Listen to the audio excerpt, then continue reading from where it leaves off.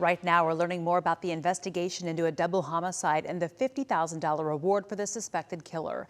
This is WFA's Midday, and I'm Kara Sewell. Chris Sadeghi live in Irving, where a woman and her mother were killed over 2 years ago. So, Chris, what are you hearing from the FBI? Well, Kara, Irving police have spent the last 2.5 years looking for a suspected gunman they say shot and killed 2 people. Today, they announced they're partnering with the FBI to find him. That suspect is Hector Vicente Peguara, and a capital murder warrant for his arrest was issued back in January of 2024. That's when Juana Rodriguez and Nayeli Medina were shot and killed at an apartment on West Irving Boulevard, and it happened in front of the 5-year-old son of one of the victims. At today's press conference, they said Medina and Peguara were in a dating relationship. In the weeks following the shooting, Irving police made 4 other arrests of people they say aided Peguara by tampering with evidence and helping him flee to Honduras, but they've yet to find Peguara himself. They believe the public can help find him. That's why they just spoke a few minutes ago about the FBI approving a $50,000 reward for information leading to his arrest. In addition to the capital murder charge, he's also facing a federal charge for fleeing prosecution. The FBI spoke about why that reward is now being offered 2.5 years later. Both Irving Police Department and the FBI have continued to work on this case and worked to locate Mr. Peguara for years now. But we are at a point where we need the public's assistance. And that's why we're offering the $50,000 reward, because we need you to bring forward that information about Mr. Peguara's location. And Irving police say that Peguara has been able to avoid a capture by using several different aliases, but they hope this reward will motivate someone who knows his whereabouts to come forward. Kara, back to you. Thank you, Chris. Well, Dallas leaders are meeting right now discussing whether to add 3 separate bond propositions. You can see a live picture there moments ago. This will total nearly $980 million on the ballot. Now, the city wants permission to issue pension obligation bonds. It also wants to issue public safety bonds to pay for its 2 police training academies, a new 911 center and DPD pistol range. There's also a $17 million fleet service center bond proposal. Now, if approved today, the bonds will be on the ballot for voters come November. Erica Lopez back with us to talk traffic and what's going on today. Not a whole lot, a couple minor things, a little bit of road work, but we'll take it for a midday, Kara. Yes, let's do it. Feels we've had a couple busy mornings. You have? Yeah, let's show you what we have going on here. So road work is the name of the game today. 635 and Jupiter this morning. Maybe you're headed Mesquite area up toward Garland. We have a left lane, left shoulder closed off through the area. I'll take you over to where this is and show you what the map is looking like. A lot of green out here as you plan out your drive this midday. Maybe you have to run some errands, you're headed out to lunch.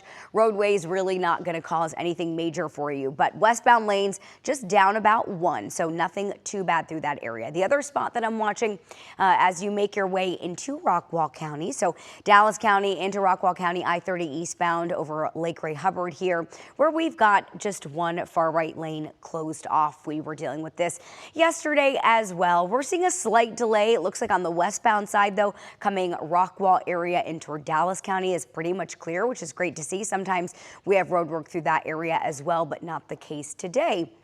Third thing I'm watching is a lane closure along 175 westbound and 2nd Avenue in Dallas County here while crews are working there. 2 lanes remain open through that stretch. And again, really not seeing any big impacts, which is great. 80 this morning as you make your way through the Mesquite, Sunnyvale area and Galloway. Things moving along a little bit slower in those westbound lanes headed toward 635. But again, overall, we are in pretty good shape this hour. Kara? Okay, good to hear that. Thank you, Erica. A major move by Fort Worth Council on data centers overnight after more than 100 people showed up to speak at their meeting. Most of them made it clear they don't want data centers near their city. A moratorium is not a tantrum, it is a time out. Because cities have learned the hard way that if we don't plan for ourselves, no one in Austin is going to do it for us. Council members voted to begin implementing a moratorium on those data centers. They also voted to require new data center projects to get state approval and passed a resolution that would create a data center infrastructure commission. Now, some leaders warned against putting too many restrictions in place. Fort Worth is open for business, and I think we need to make sure that we still have that message out there. If we're so strict, I'm afraid we are going to turn away a lot of businesses that we've already worked so hard to attract.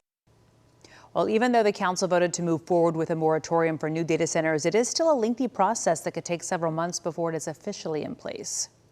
Now, there is another data center discussion set for tonight in Keller. Officials will discuss a proposed project in the bordering town of Westlake. Keller's mayor claims his city was blindsided about the plans.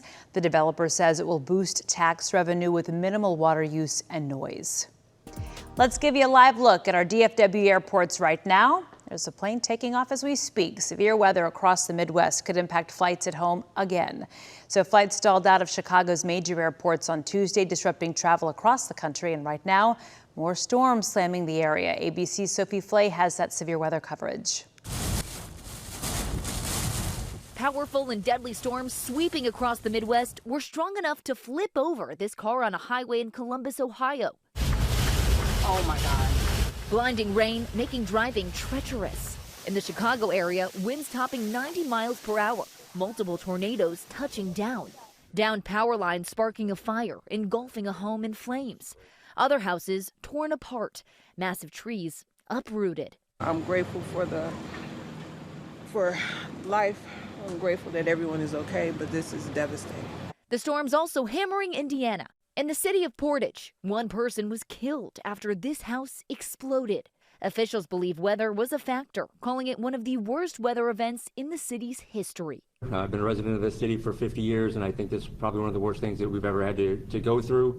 A 4-year-old child was also killed in the state after a tree fell on a home. The downpours triggering flash flooding, washing out roads and leaving drivers stranded. Water rising to the roofs of these cars in Perry County, Ohio. And nearby Roseville, one person died after floodwaters prevented emergency crews from reaching them. Across the storm zone, hundreds of thousands of customers left without power. The outages expected to last for days in some areas. More storms are expected today from St. Louis to Indianapolis. Sophie Flay, ABC News, New York. A U.S. veteran is on his way back to the U.S. after spending 4 years detained in Russia. 32-year-old Robert Gilman was released on humanitarian grounds and not part of a prisoner exchange. His family says he is in failing health after being subjected to torture and harsh physical and mental abuse in Russian prisons. Russian police say Gilman, who served in the Marines, was working as an English teacher and was drunk when he kicked a police officer in 2022. A Russian judge sentenced him to 4.5 years in a prison colony. And now he suffers from a condition called dissociative stupor. He is non-responsive. Robert's going to need significant health care help. And my hope is that he will stay in the medical facility to receive the highest quality care. That care is expected to take place at Brooke Army Medical in San Antonio.